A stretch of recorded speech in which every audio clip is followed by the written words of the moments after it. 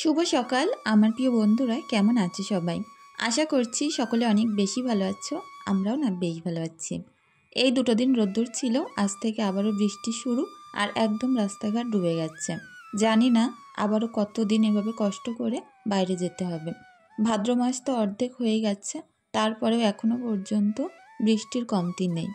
আর যেহেতু আমরা ডোবা জায়গায় বাস করি, এখানটায় পানির ভাগ তো বেশি থাকে, প্রচুর কষ্ট করেই চলাফেরা করতে হয়। সকাল সকাল এতখানি গরম লাগছিল কি বলবো। মাঝে কটা দিন একদম পুরো ঠান্ডা ঠান্ডা ওয়েদার ছিল, আর এই যে 2-3 দিন আবার বেশ গরম লাগছে। যাই হোক, চলো সকাল সকাল সমস্ত কাজকর্ম করে নেব। আজ ঘুম থেকে উঠতে অনেকখানি লেট হয়ে গেছে। সকাল 9টা থেকেই কাজগুলো শুরু করছি। প্রত্যেকটা কাজ চেষ্টা করব সময়ের মধ্যে করে নেওয়ার জন্য। পাশের ঘরেতে আমার মেয়েকে এক্ষুনি পড়াতে আসবে, তো ওই ঘরটা আমি কিন্তু অফ ক্যামেরায় গুছিয়ে নিয়েছি।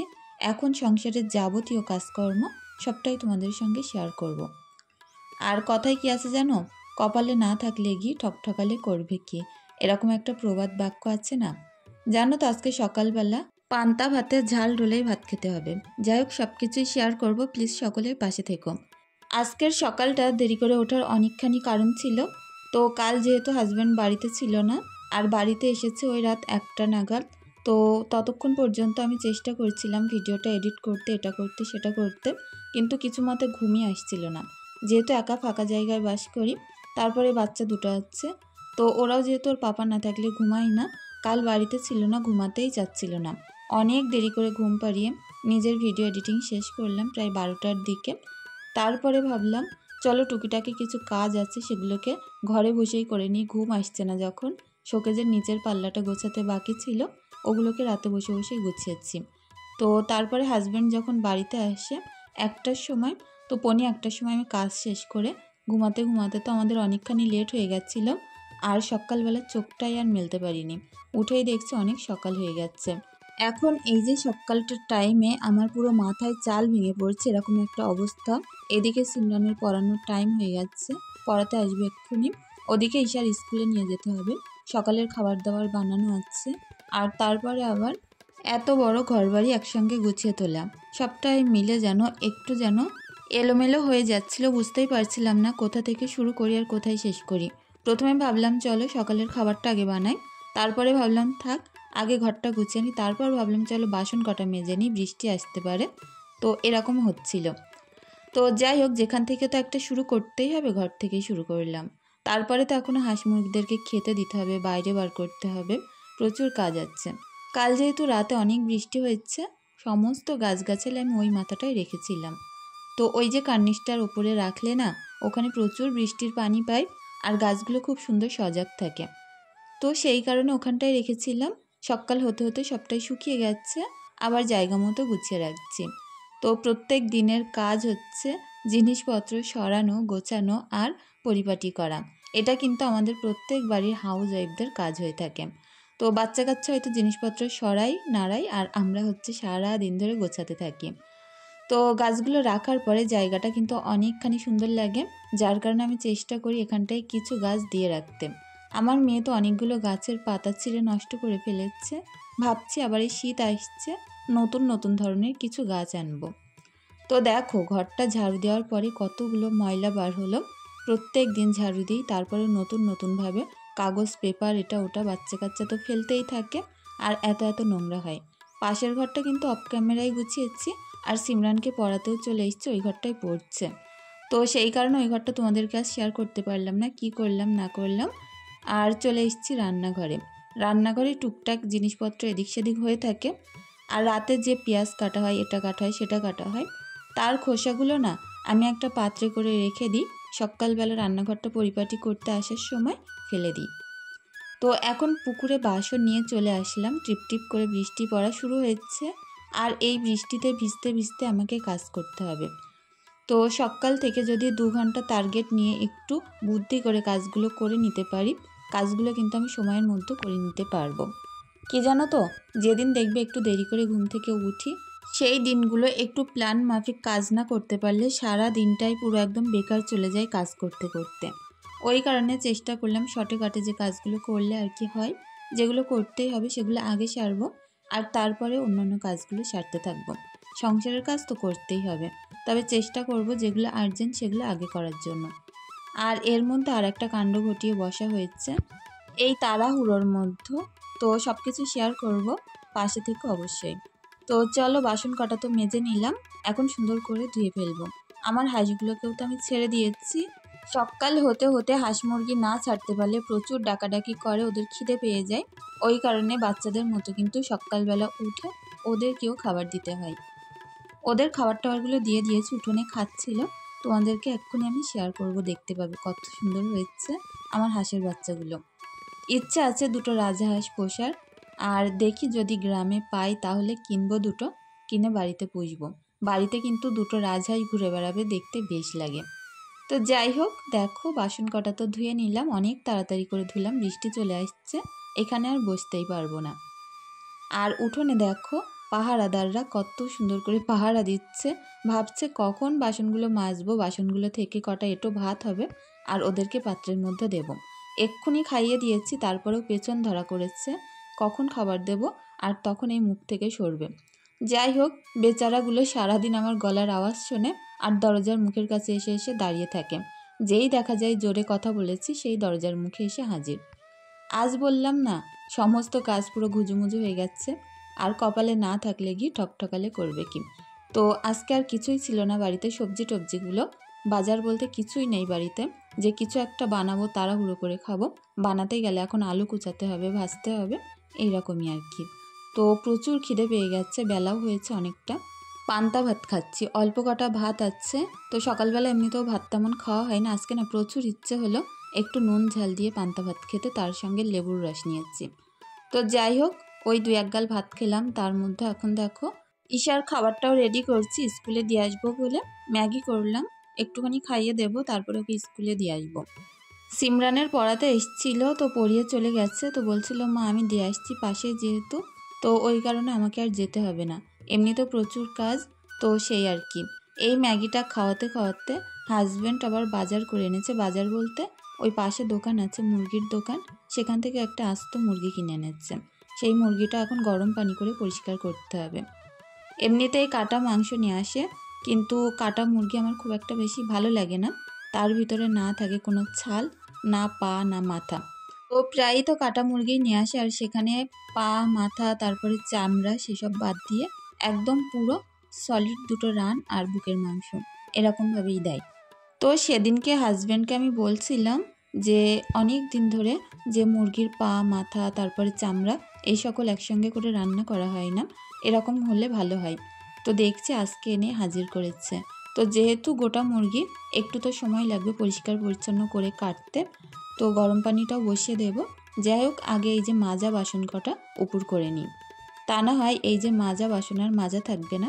আমার মেয়ে এগুলো পাতিয়ে নিয়ে এক্ষুনি রান্নাবাটি করা খেলতে বসে পড়বে, তো সেই কারণে আগে এই যে উঁচুর একটার মধ্যে উপর করে নিচ্ছে। বাচ্চা কাচ্চা দেখবে ছোট্টবেলায় কিন্তু রান্নাবান্নার প্রতি প্রচুর শখ থাকে, বিশেষ করে মেয়েদের।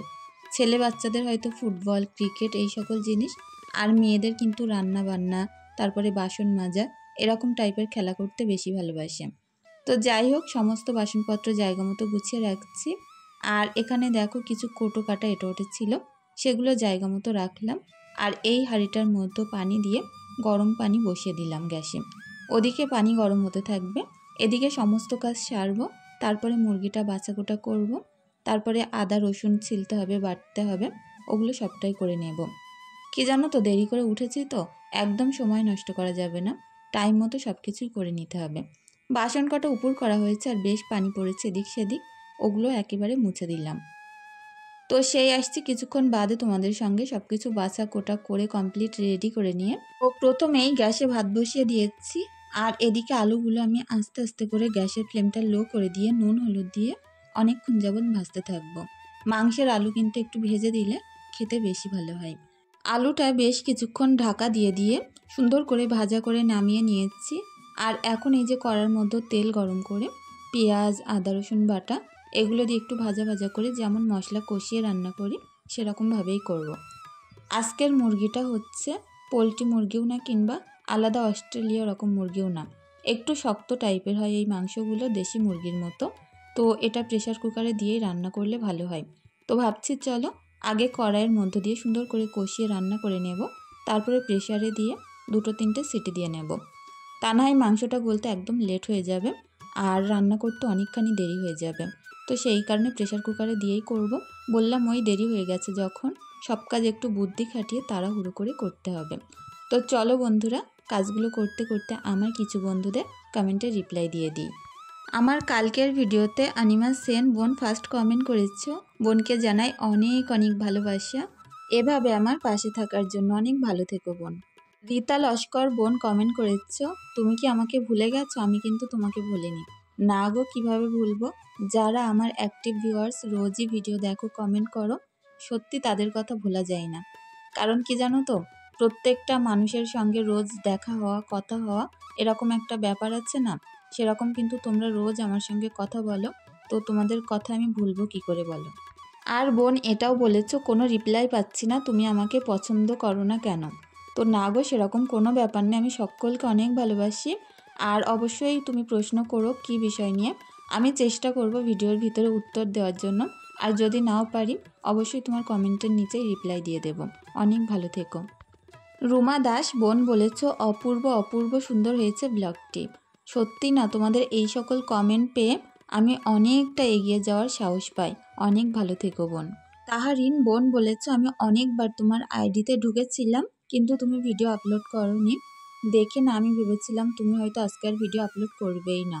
তো আমি না যত সম্ভব চেষ্টা করি, শত কাজের মাঝে হলেও অনেকবার এরকমই হয়ে যায় যে এত পরিমাণে কাজ থাকে, ভিডিওটা পোস্ট করার ইচ্ছে থাকলেও না আর হাত দিতে পারি না ফোনে, যে ফোনে হাত দিলে মিনিমাম আবার আধ ঘন্টা সময় লেগে যাবে, ওইটুকুনি কাজ সেরে তারপরে একেবারে হাত দেবো, এরকম ভাবতে ভাবতে একটু লেট হয়ে যায়।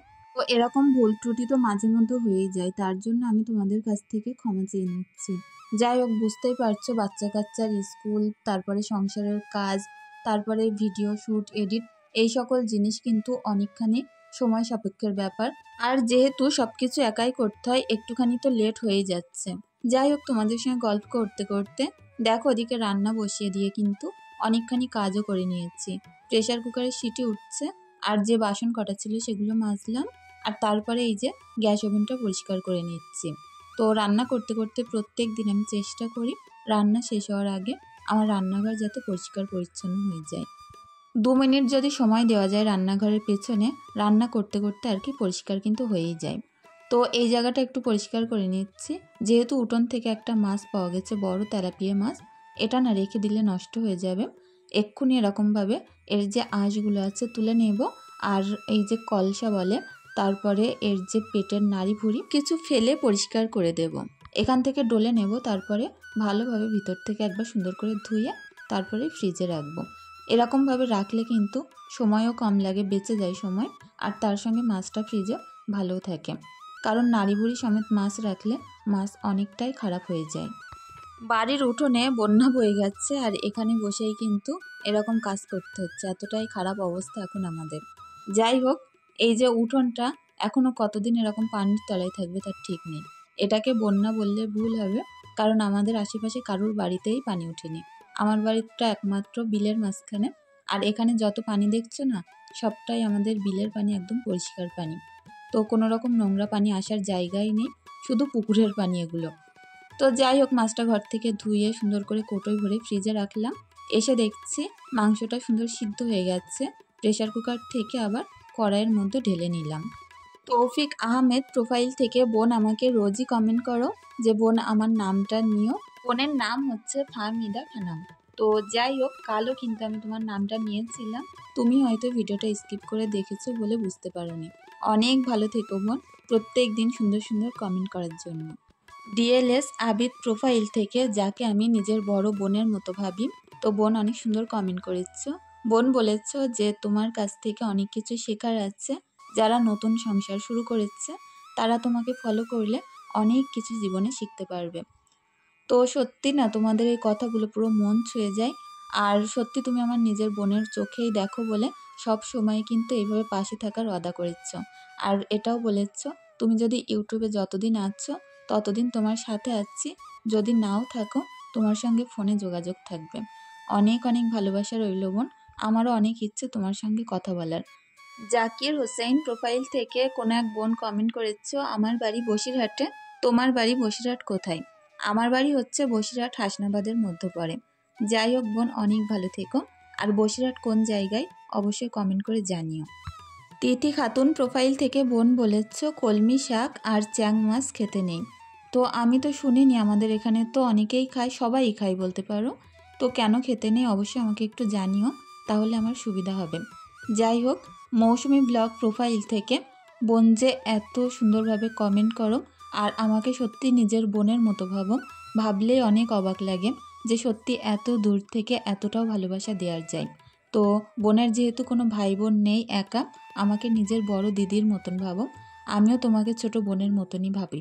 ওপরওয়ালার যদি ইচ্ছে থাকে অবশ্যই তোমার সঙ্গে কোনো না কোনো দিন দেখা হবেই। তো এদিকে ঘরে বাইরে সব কাজ সারলাম। ঈশা দেখো এখন ঘটে টাকা ভরছে।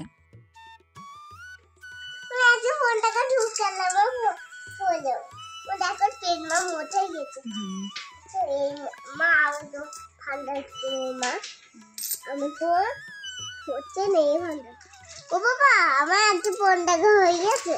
পাপা আমার থাড়ি, ও বাবা থাড়ি, ও বাবা থাড়ি, ও বাবা থাড়ি, এই নাও পাপা থাড়ি, থাড়ি মারি, মা দেখো তো।